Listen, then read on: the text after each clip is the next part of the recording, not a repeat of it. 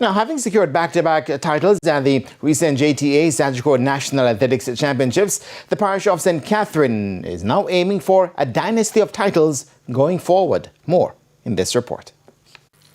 St. Catherine Parish successfully defended its title at the recent 41st staging of the two-day JTA Sagicor National Athletics Championships. St. Catherine finished atop the standings for a second consecutive year after amassing 292 points to secure the title ahead of St. Andrew with 274.5 points. Portland completed the top three with 177.5 points.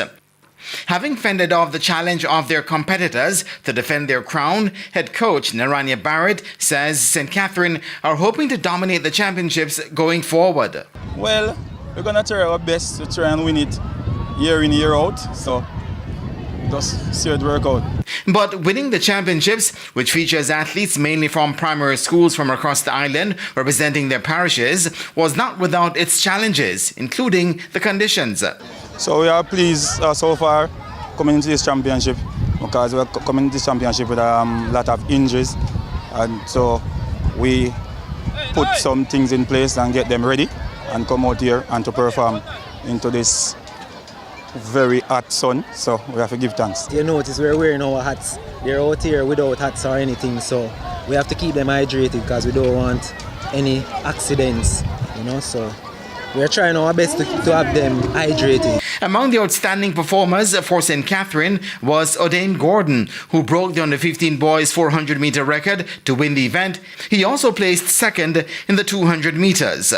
So I started fast, relaxed my hand at the back stretch and accelerated at the 200 mark, and then finished strong. Gordon is hoping for a bright future in the sport, including competing for Jamaica at the Olympic Games. Very happy and excited that all my hard work has paid off. As far as I can. Olympic. Javiero Cameron of St. Mary won the champion boy title, while Travenique Breckenridge of St. Andrew earned the champion girl title.